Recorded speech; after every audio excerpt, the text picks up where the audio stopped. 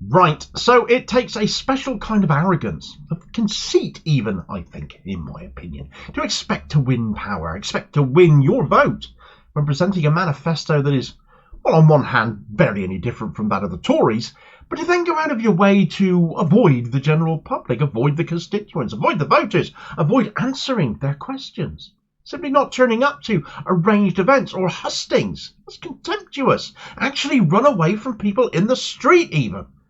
But such is the case with Starmer's Labour and his candidates, it seems, some of them anyway, either unwilling or unable to answer the difficult questions that we, the voting public, might want answers from them on, seemingly banking on just not being the Tories to secure enough votes to win their seats or win them back again.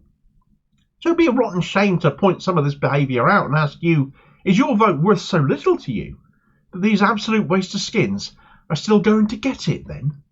Do you condemn Netanyahu? Yes or no? See, I am not going to have these guys. I'm just a simple question. Do you condemn Netanyahu? I'm not going to have these guys bullying me off the street. No one's bullying you. It's a simple question. We're asking you why you abstained for the vote. Yeah, to vote for a ceasefire. It's a simple question. No one's bullying you. If you can't answer the question, say it. We're not going to have the people intimidate us. No one's intimidating you. It's a simple question. Why did you abstain? Why did you abstain for the vote for Gaza? It's not a bully. So me asking you why you abstained for the Gaza vote is bullying you. How is that bullying you? And people of Leicester South. We have every right to question why you didn't represent us in Parliament. The streets of Leicester. And if you want these people to win this election, if you want the bullies, he doesn't want us to ask him why he abstained from the Gaza vote. If you call us asking you why you abstained, you've got to vote against this.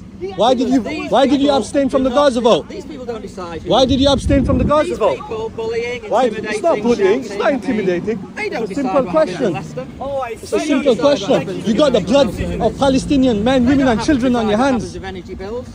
So if you want to make sure it's a disgrace. Is Netanyahu a war criminal? Why couldn't you condemn him? South, you've got to get out. Why couldn't you condemn Netanyahu? On July the 4th. Why couldn't you condemn Netanyahu? No. Why couldn't you condemn him?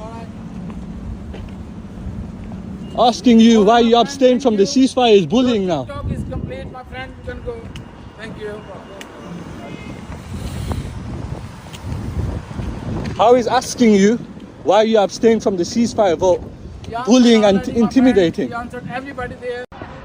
They're trying to challenge him on his position on Gaza, on Palestine, and he is now getting into his car to drive off. So we say no to support for Israel.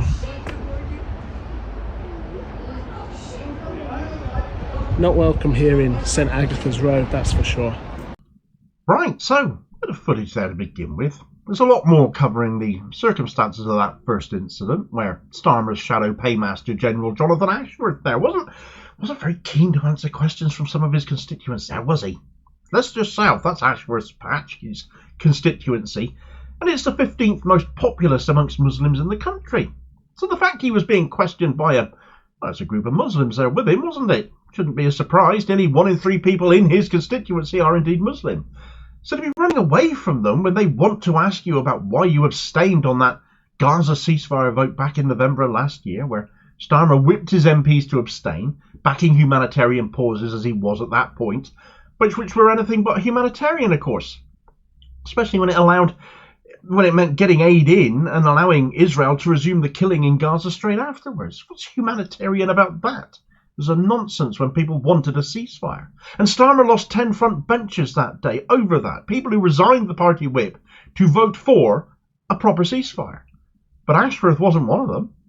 Muslim lives seen as worth less than Jewish ones as it came across. And with Labour's hierarchy of racism still very much prevalent, especially even just recently in the news, still being talked about, and Starmer's continued support for Israel apparently unshakable. The Israel lobby have invested heavily in him. The former board of deputies of British Jews president has just joined his party. I think Muslims across the country have the right to put tough questions to their Labour would-be parliamentary representatives, particularly when it comes to the matter of Israel and Gaza, and thus proving beyond doubt that it is very much an election issue.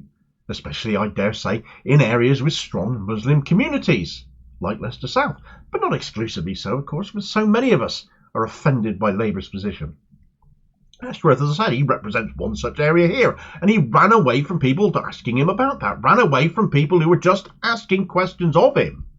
But instead of answering those questions, Ashworth decided to jump the shark. He started recording himself on the phone there, didn't he? He tried to make some political capital out of what was happening to him. Make a TikTok or an Instagram or some such thing, implying he was being bullied and intimidated by people daring to ask him a question. And he wasn't going to let these people win.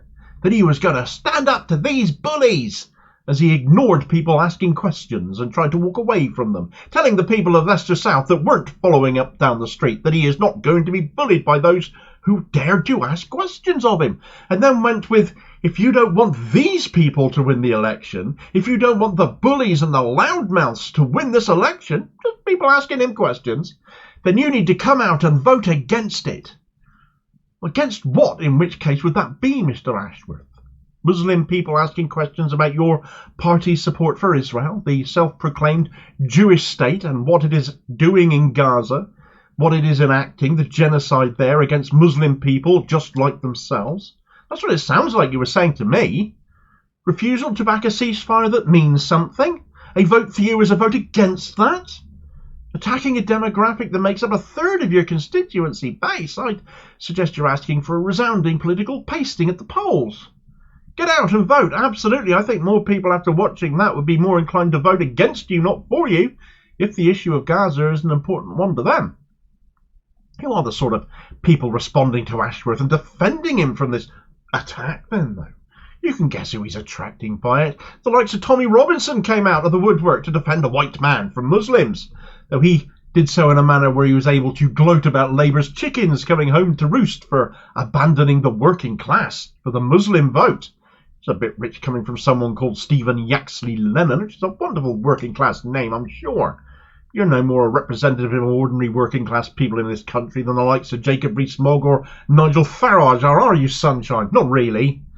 Ashworth wasn't the only Labour MP to have done a runner and sought to evade questioning, though. The latter part of that video clip I showed was less clear as to who it was about. Someone getting into their car to beat a hasty retreat as you listen to the person providing some narrative to that video, avoiding questioning. And that person there happened to be Liam Byrne. He of the infamous "there's no money left" note that was left in the Treasury in 2010. We all remember that one, don't we? The Tories used it as a stick to beat Labour with for enough years, didn't they? He happens to be the MP for Birmingham Hodge Hill, which has the title of being the most Muslim constituency in the entire country, where 62.4% of the population identify as Muslim, and they too wanted answers about Gaza and Palestine and how Byrne had voted on what is a very important issue to a lot of people there. But it does especially touch Muslims in this country, wanting to know what Labour, specifically their representatives, their candidates, are doing to win their votes and support their fellow Muslim brothers and sisters in Gaza, and the rest of Palestine as well, and levelling these questions at a party that they have supported heavily as a demographic for many years nationwide. A party now led and seen to be overtly pro-Zionist, led by a pro-Zionist, despite what Israel is doing to their fellow Muslims. And it is no wonder heavily Muslim constituencies, where large Muslim communities live, are seen to be amongst the most vulnerable seats to Labour right now, having taken that Muslim vote for granted and offering nothing in return for it. And still refusing to take a stance against Israel, only promising to review the legal advice the outgoing Tory government, certain to be dumped out of power, have refused to make public. Labour are saying they'll review arms sales once they get a look at that legal advice, but Labour under Starmer says a lot of things. And it's whether, after all the lies that Starmer's told you over the last 4 years, that you're still prepared to trust him on anything, even matters such as this, because once he's had your vote, it'll be too late to question it after and hold his feet to the fire, won't it? Other MPs have been dodging scrutiny as well, of course. Bradford West MP Naz Shah was also out door-knocking last week and was caught on camera with a local resident attempting to question her, again over Gaza, saying no genocide here to her. Shah is herself Muslim, so for me, this exemplifies the electoral bond between Muslim communities and the Labour Party, when, in this instance, their representative is Muslim as well, is well and truly broken now and continuing to break down around the country. With other Labour candidates, it isn't so much being caught on the doorstep as just running away from scrutiny that should be incensing their voters.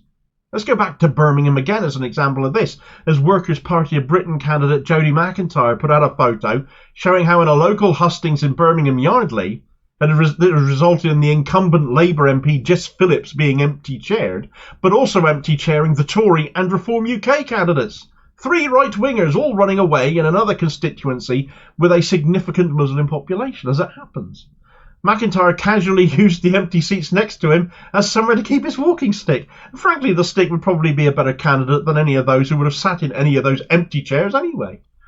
Someone else dodging local hustings is Luke Akehurst up in North Durham. Nothing should be telling people for whom Gaza has become an electoral issue that Labour won't be shifting its stance under Starmer on these issues than the candidacy and parachuting into a safe seat of probably the biggest Zionist in the Labour Party today, bar none. A literal paid lobbyist for Israel, becoming an MP where he can push Israeli interests into law in this country, which is precisely why he awarded himself this safe seat in the north of England, despite him coming from Oxford.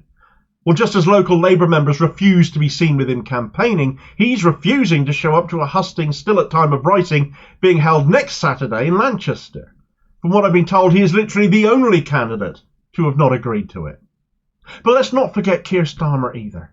The guy who would be our next Prime Minister is a man who, for some of his constituents, hasn't been seen locally for years, and even now is avoiding any local scrutiny at all by spending his way, it seems, to avoid it. According to analysts at Who Targets Me, Labour is spending more cash on digital advertising campaigning in Starmer's own constituency of Holborn and St Pancras than in any other in the country. In fact, he's outspending the Tories in every seat they are running digital ads in too.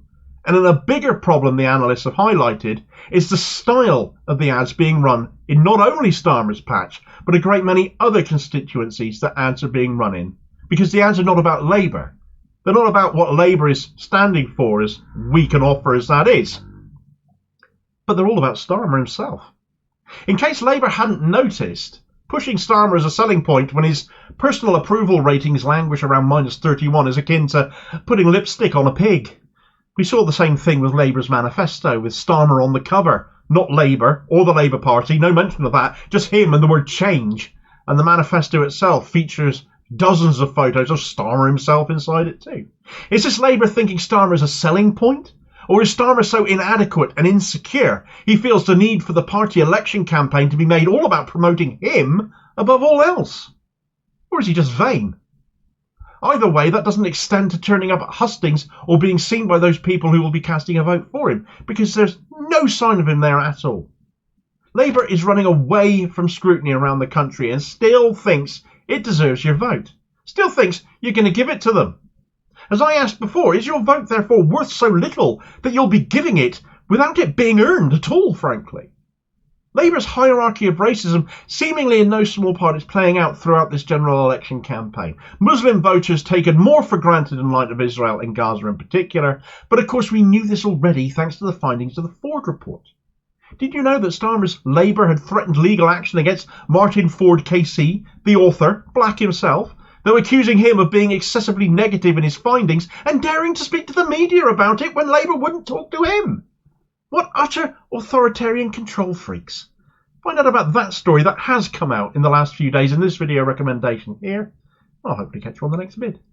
Cheers, folks.